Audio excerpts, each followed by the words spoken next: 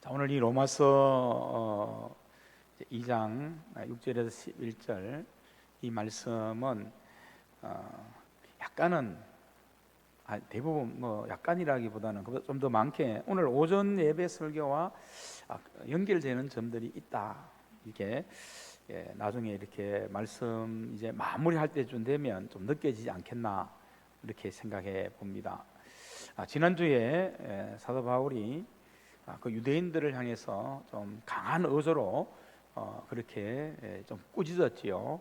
물론 그것이 또 복음을 온전하게 하기 위한, 복음을 온전하게 나타내기 위한 그런 마음이 포함되었다라고도 볼 수 있습니다. 유대인들을 향해서 남을 판단하고 정죄하는 너희들아, 너희도 똑같은 죄를 지으면서 판단하지 마라. 판단하면 어떻게 된다고요? 하나님의 심판을 받게 될 수밖에 없다. 이것을 굉장히 강조했습니다. 저도 이렇게 남을 판단할 때 왜 없었겠습니까? 이 말씀을 설교하기 전에 또 설교를 준비하면서 판단하면 안 되겠구나, 그런 마음이 더 마음에 많이 들었습니다. 하나님의 심판이 있다는데 조심해야 되지 않겠습니까? 그래서 여기서 마지막 날 하나님의 진노가 임한다 했습니다. 여기서 하나님의 진노는 심판입니다.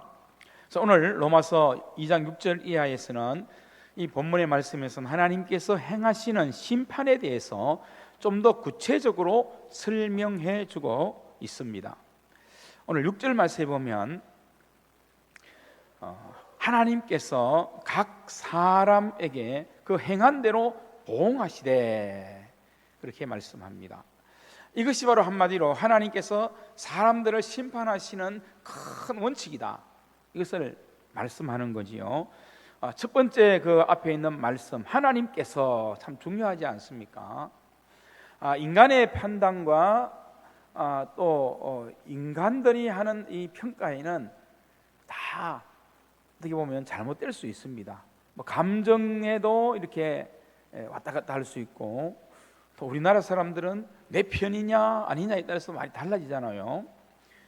그런 것들이 느껴지는 것을 보지만 하나님은 결코 그렇지 않다는 것입니다. 하나님은 감정의 지배를 받는 분도 아니고 하나님은 인간과 다른 전지전능하신 분입니다. 그래서 하나님께서, 이 말은 하나님 앞에, 하나님의 심판 앞에서는 그 아무도 이 일을 제기할 수 없다. 하나님은 전지전능하신 분이기 때문에 이것을 먼저 알려주는 것을 보게 됩니다. 그 다음에 나오는 말이 뭐냐 하면 각 사람에게 그렇게 말씀합니다. 전지전능하신 하나님께서 각 사람에게 물으십니다. 다시 말하면 하나님 앞에 우리가 설 때 자기 자신의 삶에 대한 책임은 궁극적으로 자기 자신이 져야 한다는 겁니다. 내 책임을 다른 사람에게 미룰 수도 없다는 거죠. 미룰 수 없습니다. 자기 자신이 모든 것에 대한 책임을 져야 되는 존재가 바로 우리 인간이다 하는 것입니다. 다른 사람이 져주지 않습니다. 그래서 각 사람에게 이렇게 말씀하셨죠. 6절에 보면, 그 다음에 보면 이제 그 행한 대로 보응하시되라고 그렇게 말씀합니다. 이 보응한다는 이 말은 헬라어 아포디돔이라는 뜻인데, 아포디돔이라는 뜻인데 이 뜻은 값을 치른다, 그 의미가 있습니다. 다시 말하면 하나님이 심판하실 때는 우리가 행한 대로 그 값을 치러야 된다는 거예요. 선한 일을 행한 사람은 선한 대로 하나님 앞에 값이 치러지게 될 것이고, 그것은 좋은 값이 되겠지요. 그리고 악한 자는 하나님께서 볼 때에 정말 심판을 받아야 될 사람은 그 심판의 값을 치러야 된다, 값을 치러야 된다 하는 그 말씀입니다. 반드시 그렇게 된다는 말씀이지요. 자, 그러면 왜 우리가 우리의 삶에 하나님께서 그렇게 값을 치르십니까? 그렇게 보응하십니까? 이유가 있습니다. 그것은 바로 우리 인간의 모든 삶이 하나님께로부터 말미암았기 때문입니다. 하나님을 믿는 사람이든 안 믿는 사람이든 우리 인간의 근본은 하나님께로부터 출발되고 시작되었지 않습니까? 하나님으로부터 모든 것이 말미암았기 때문에 하나님께서 우리의 삶을 보호하실 수밖에 없다는 것이요. 사실 많은 사람들이 이렇게 말합니다. 내 삶의 전부는 내 것이다라고 그렇게 주장하고 그렇게 생각을 많이 합니다. 그러나 특히 우리 그리스도인은 알 수 있지 않습니까? 내 삶이 하나님께로부터 출발되었고 하나님으로부터 맞춰지는 삶이구나. 자, 우리의 생명이나 우리의 모든 것이 누구에게 있다고요? 하나님께로 있다는 사실을 생각하면 충분히 하나님은 우리를 보호하실 수 있다는 것을 우리는 고백할 수 있지 않느냐 하는 것입니다. 생명을 주신 분도 하나님이십니다. 피조물을 맡겨주신 분도 하나님이십니다. 우리를 구속해 주시고 은사를 주시고 사명을 주시고 달란트를 주시고 그렇게 하신 분도 하나님이시기 때문에, 그래서 하나님께서 마지막 때에 보응하신다라고 하나님은 충분히 그랬을 수 있는 분이시다. 특히 우리는 피조물이기 때문에 더 그렇게 고백할 수밖에 없다는 것입니다. 자, 우리가 이것을 바르게 인식하지 못하면 안 되지요. 이것을 바르게 인식하는 것이 하나님을 믿는 믿음이다라고 할 수 있지요. 하나님을 믿는 믿음을 가지면 이런 눈이 열려지지 않습니까? 하나님께서 우리의 전부가 되시구나. 우리의 모든 삶이 하나님으로부터 시작해서 마치는 것도 하나님의 은혜로 마치는구나. 자, 여기에는 무수한 많은 내용의 말씀들이 담겨져 있는데 제가 그것을 다 설명하기는 어렵고요. 어쨌든 그래서 우리는 어떻게 보면 귀하기도 하고 하나님으로부터 시작해서 하나님으로 맞춰지면 우리 하나님 꼭 붙들면 모든 것이 다 되잖아요. 하나님으로 맞춰지는데 두려울 것이 뭐가 있겠습니까? 그런 의미도 있고요. 또 한편으로는 그렇기 때문에 하나님께서 우리를 이제 보응하실 수밖에 없다 하는 것입니다. 특히 우리는 그리스도인이기 때문에 이것을 바르게 인식하고 고백해야만 하나님과 깊은 영적인 교제 속에서 하나님과 무관하지 않는 삶을 살아가게 되는 겁니다. 이것을 잊어버리고 이것을 인식하지 못하면 실상은 하나님과 무관한 삶을 사는 거예요. 그래서 교회는 다니고 예수님을 믿는다고 말하지만 이 고백이 분명하지 않기 때문에 살아가는 삶을 보면, 그 실상을 보면 사실은 하나님과 무관한 삶을 사는 그런 그리스도인 성도들이 많이 있지 않습니까? 그런 사람은 자기가 필요할 때만 하나님을 찾게 되는 거지요. 자, 그리고 여기에 또한 질문이 제기될 수 있습니다. 하나님께서 그 행한 대로 보응하신다면 과연 하나님의 보응을 피할 사람이 있겠는가 하는 것입니다. 하나님의 보응을 피할 사람이 있겠습니까? 답은 분명하지요. 하나님의 보응을 피할 사람은 단 한 사람도 없다. 당연한 것입니다. 자, 그러므로 어떻게 보면 중요한 것은 나의 삶의 중심이 정말 어디를 향하고 있고 누구를 향하고 있고 어느 쪽을 향하고 있는가 하는 것이 참 중요하지요. 날마다 우리의 신앙의 중심, 삶의 중심이 어디로 가고 있는지, 어디로 향하고 있는지 늘 우리는 자신을 살펴보아야 하는 것입니다. 예를 들면 어떤 사람이 살인을 해서 전과자가 되었다고 합시다. 그런데 특별히 이제 대통령 특별 사면으로 사면을 해주어서 가석방되었습니다. 이후 이 사람이 삶의 방향을 어디로 두고 있느냐에 따라 그에 대한 평가가 달라지는 것 아닙니까? 그런데 입으로는 이제부터 새 사람으로 살겠다고 그렇게 하면서 실제로는 예전에 몸담았던 범죄 소굴에 다시 발을 담그고 있다면 그의 인생은 허망하게 끝나는 것과 같은 것 아니겠습니까?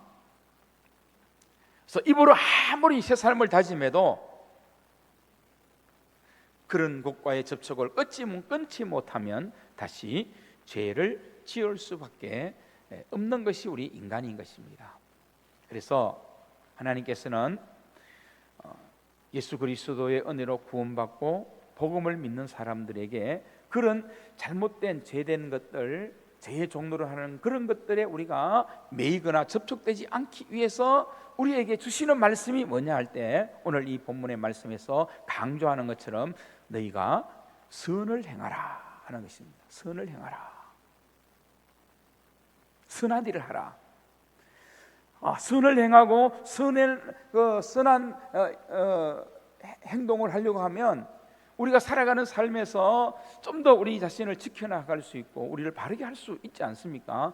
그런 마음과 결단을 항상 가지고 있어야 된다. 우리가 하나님을 믿는 사람이면 오늘 본문은 이것을 우리에게 강조하는 그러한 말씀입니다. 그래서 7절에 보면 참고 선을 행하여라고 그렇게 말씀했습니다. 10절에도 보면 선을 행하는 각 사람에게는 영광과 존귀와 평강이 있다 이렇게 말씀하고 있습니다. 그런데 사실 우리가 예수님께서 전하신 복음서에서도 이런 말씀들이 다 기록이 되어 있지요. 너희 착한 행실로 하나님께 영광을 돌리라. 성경은 이렇게 분명히 말씀하고 있어요. 빛과 소금이 되라 이렇게 말씀하고 있습니다. 우리가 잘 아는 선한 사마리아인의 비유가 있지 않습니까? 물론 누가 우리의 이웃이냐를 가르쳐주는 예수님의 말씀이기도 하지만 그 이웃을 통해서 우리로 하여금 깨닫게 하는 것이 무엇입니까? 선한 일을 하라는 거잖아요. 강도 만난 사람이 유대인인지 이방인인지 조차도 없습니다.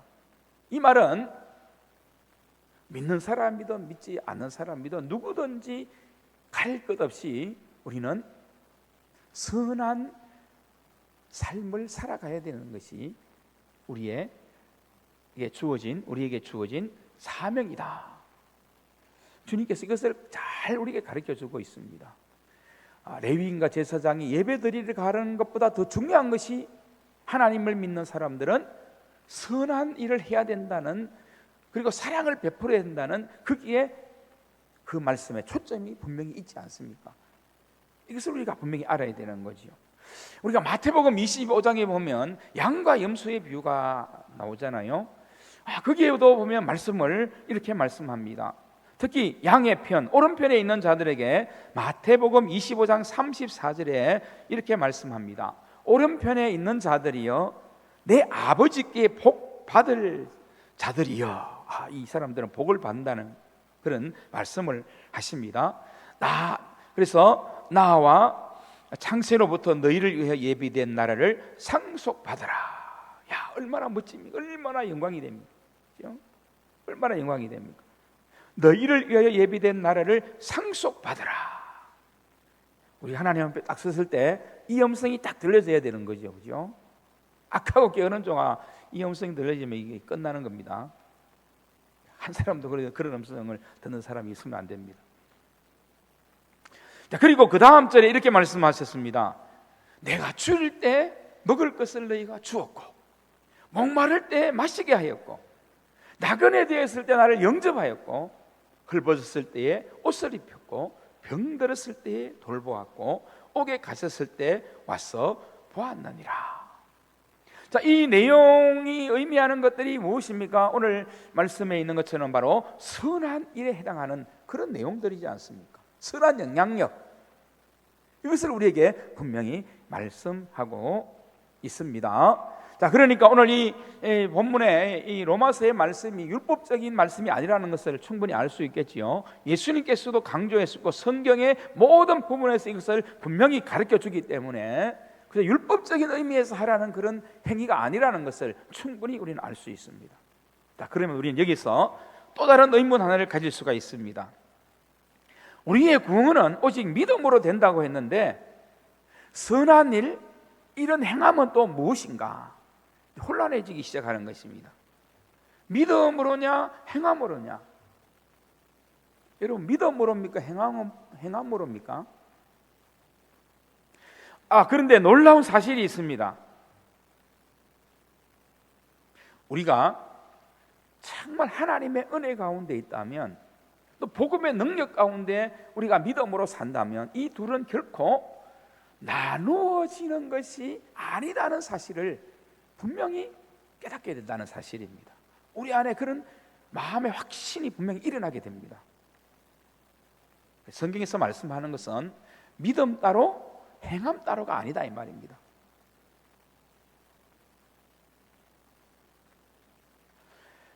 믿음으로 산 모든 사람들을 여러분 보시면 됩니다. 구약과 신약도 다 동일합니다. 믿음으로 산 모든 사람들, 하나님을 믿으려고 은혜를 구하고 연약함에도 그렇게 믿음으로 살려고 정말 하나님의 은혜를 사모했던 사람들에게는요, 다 무엇이 따라가요? 그들의 삶을 보면 행함이 다 함께 같다는 것을 알 수 있습니다. 이 사람은 믿음은 좋다고 믿음의 조상이도 했는데 행함은 엉망이네, 이런 사람이 없더라는 거예요.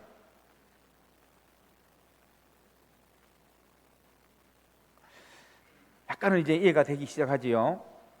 그러니까 온전한 믿음에는 온전한 순종의 행함이 따라 붙더라는 겁니다. 저절로 되어지는 거예요. 성령의 역사 가운데.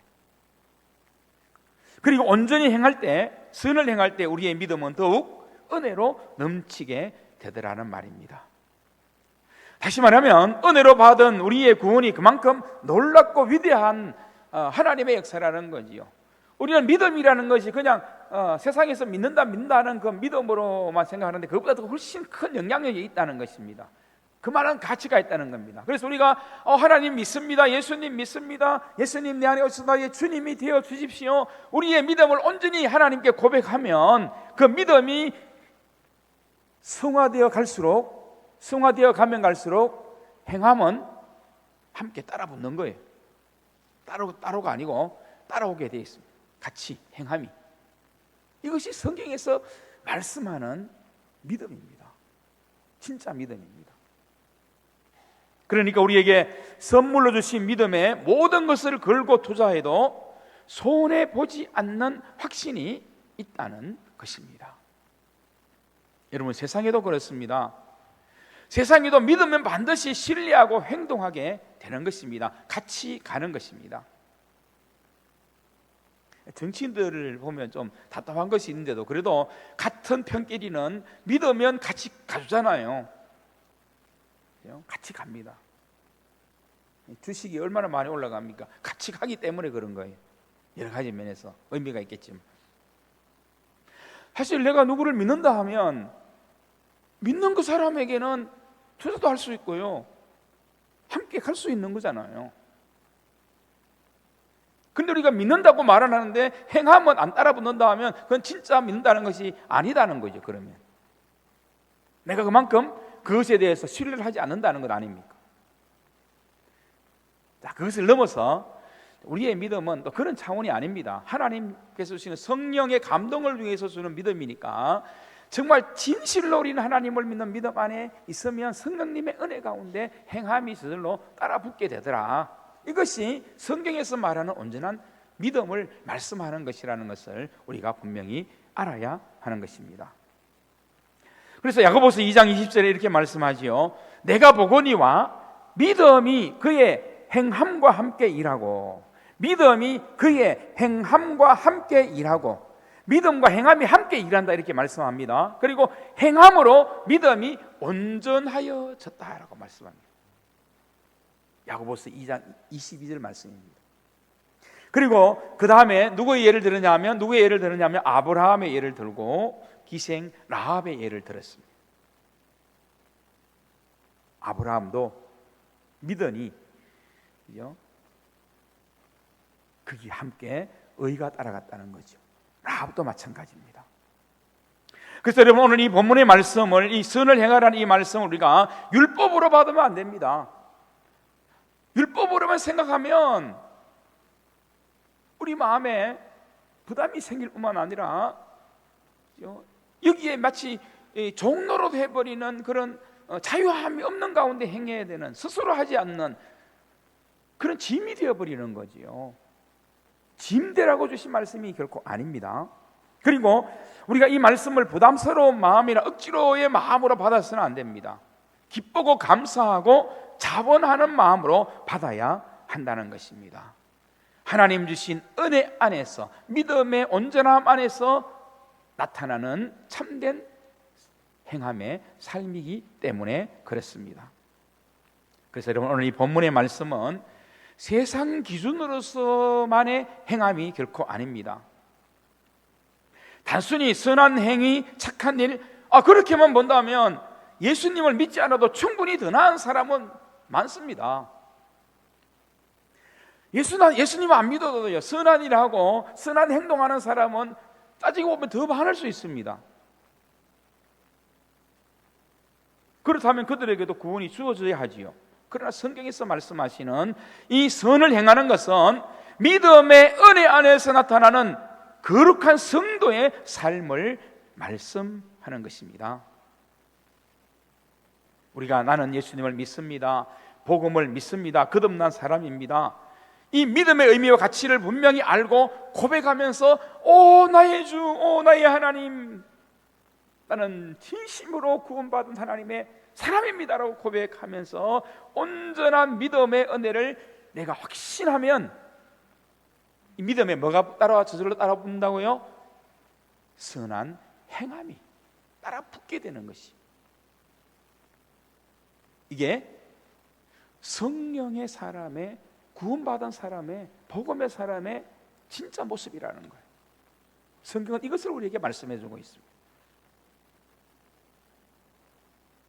자, 그렇게 보면 오늘 오전에 했던 말씀하고 연결시키고 보면 연결이 충분히 되어지는 말씀이 있지 않습니까? 왜냐하면 우리는 예수님을 믿을 때 예수님을 통해서 우리의 전 인격적인 변화가 내 안에 일어났기 때문입니다. 그래서 오늘 이 본문은 먼저 구원의 은혜를 누린다고 말로만 자랑하는 유대인들을 한 번 더 때리는 그런 바울의 그런 지혜로운 겉면이다, 그렇게 볼 수가 있는 거지요. 아니 당신들 유대인들, 당신들, 나도 유대이지만 바울이 말할 때, 그렇다면 그 받은 은혜 가지고, 그 받은 축복 가지고 입으로만 하나님의 백성이라고, 하나님의 자녀라고 그렇게 말만 했을 뿐인데 여러분의 선한 행위가 무엇이냐, 삶에서 여러분이 가진 믿음에 무슨 행위가, 무슨 삶의 아름다움이, 선한 영향력이 진짜 나타났는가를 한번 살펴보라. 진짜 믿는 사람이 되라. 유대인들을 향한 바울의 아주 지혜로운 권면이면서도 한 번 더 이 유대인들을 확실히 권면하며 때리는 거죠. 정신 차리라고.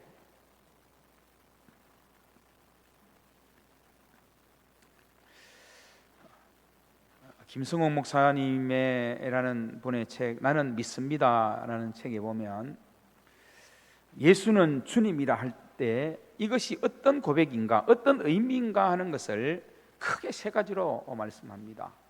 내가 예수님을 나의 주로 믿는다 고백하는 것이 뭐냐? 첫 번째는 주인이 바뀌었다 하는 것을 의미한다는 거예요. 우리가 예수님을 믿는다고 할 때 이 믿음은 우리의 주인이 바뀌었다는 것을 의미한다. 성경을 전체적으로 요약하면 큰 것 중에 하나가 바로 그런 의미가 있다는 것입니다. 내가 내 삶의 주인이던 때는 내 마음대로 살면 되었습니다. 그러나 예수님을 믿는 순간 삶의 주인이 바뀌어 버렸다 하는 것입니다. 유명한 문필가 C.S. 루이스는 이렇게 이것을 표현했습니다. 예수님께서 사랑으로 나를 정복해 버렸다. 그러니까 내 주인이 바뀔 수밖에 없죠. 사랑의 주인으로 바뀔 수밖에 없었다. 우리가 예수님을 믿는다는 것이 주인이 바뀌었다는 것이다. 그리고 두 번째로 뭐냐 하면 우리가 예수님을 믿는다는 것은 삶의 목적이 바뀌었다는 의미라는 것입니다. 예수님께서 내 삶의 주인이 되었으니까 우리는 예수님께서 원하시는 가치, 하나님의 가치를 따라가는 모든 우리 인생의 목표와 방향이 달라졌다는 겁니다.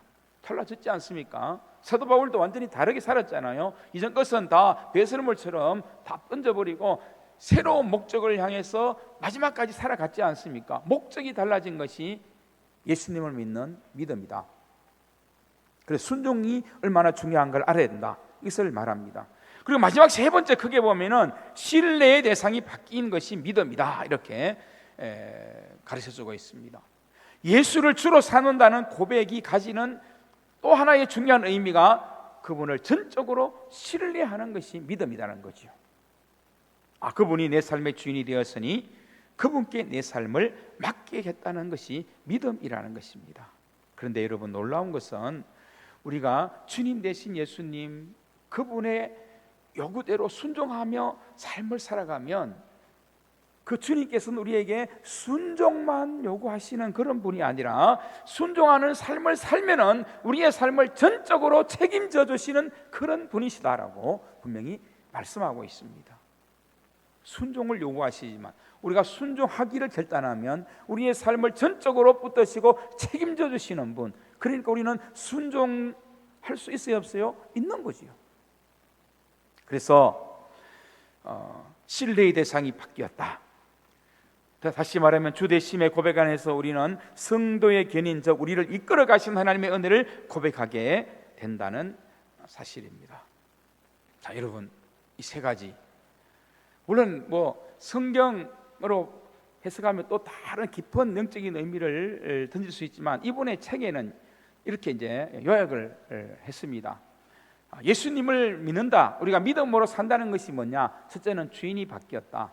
삶의 목적과 방향이 바뀌었다. 전적으로 신뢰하는 신뢰의 대상이 바뀌었다. 이것이 믿음이다. 우리가 예수님을 믿을 때 이 세 가지 변화가 일어나면 행함은 따라와야 돼요, 안 따라와야 돼요? 따라와야 되죠. 이해가 되십니까? 다 그렇게 살지 못하는 존재지요, 우리가. 저도 그렇고. 그렇지만은 분명히 이것은 우리가 인식해야 된다는 겁니다. 오늘 이 본문의 말씀에서 가르쳐 주시는 것이 바로 이 말씀이라는 것을 우리가 알아야 하는 것입니다. 그래서 오늘 이 본문의 말씀이 주는 의미는 바로 이것입니다. 예수 그리스도를 진심으로 믿느냐? 그러면 삶으로, 행함으로 나타내라. 유대인들을 꾸짖는 말씀이기도 하고, 오늘 이 시대 복음으로 살아가는 우리들에게 율법이 아닌 복음의 삶이 사는 것에는 반드시 이런 행함, 선한 일을 행하는 것이 있어야 된다. 바울은 분명히 이것을 강조하고 있습니다. 앞으로 여러분 남은 모든 삶에 그래서 우리는 선한 영향력을 좀 많이 끼쳤으면 좋겠습니다. 선한 일을 작은 것 하나라도부터 시작해서 선한 일을 많이 했으면 좋겠습니다. 오늘 여러분 로마서 2장 7절 말씀, 자, 우리 7절 말씀 우리 한번 같이 읽을까요? 시작. 참고 선을 행하여 영광과 존귀와 썩지 아니함을 구하는 자에게는 영생으로 하시고 했습니다. 여기 보면은 선을 행하면 뭐가 따라옵니까? 영광과 존귀와 썩지 아니함을 통한 영생이 따라온다. 믿음으로 선한 일을 하는 것, 이 정도면 할만하잖아요. 할만하지 않습니까? 남는 것이 분명하고, 우리의 하나님을 썼을 때 이런 분명한 하나님의 그 보응이 분명하다면 충분한 가치가 있는 거지요. 충분한 가치가 있습니다. 우리 10절 한 번 더 마지막으로 같이 읽겠습니다. 10절 말씀 읽겠습니다. 선을 행하는 각 사람에게는 영광과 존귀와 평강이 있으리니 먼저는 유대인에게요 그리고 헬라인에게라. 자, 이 말씀도 마찬가지입니다. 선을 행하면 영광이 있고 우리가 존귀하게 되는 복이 있고 평강이 있으리라. 저는 자녀들에게 이 한 말씀 한 절만 가르쳐도 수억을 물려주는 것보다 귀하다 그렇게 생각합니다. 많은 것 가르쳐주기보다는. 여러분, 유대인들 제가 항상 말씀 많이 드렸지만은 신명기 6장 들으라 이스라엘, 그 말씀 한 절 그거 붙드는데도 이스라엘에게 하나님이 함께하는 복을 주셨잖아요. 영광과 존귀와 평강을 끊어버리지 않고 이어갈 수 있도록 주시는 것을 보지 않습니까? 그렇다면 정말 이렇게 해보고 이렇게 살아볼 가치가 있다. 크다. 자, 근데 반대로 오늘 8절과 9절에 보면 진리를 따르지 않고 불의를 행하는 자는 어떤요? 진노와 분노로 그 값을 치르게 될 것이고, 악을 행하는 각 사람의 영에는 환난과 공고로 그 값을 치르게 될 것이다. 마지막에 분명히 이 값이 치러지게 된다, 하나님은 분명히 말씀하고 있습니다. 그래서 11절에 이는 하나님께서 외모로 사람을 취하지 아니하심이라. 자, 이 말씀은 특별히 설명하지 않아도 우리가 다 아는 말씀입니다. 하나님은 이런 분이시다, 그런 말씀이지요. 자, 이 말씀들을 깊이 한번 우리가 오늘 생각하면서 정말 이제부터라도 우리의 믿음이, 저와 여러분의 삶이 정말 선한 일로 이어지는 그런 은혜와 그런 역사가 더 많아지게 되고 더 많아지는 그런 모습이 되기를 바랍니다. 기도하겠습니다.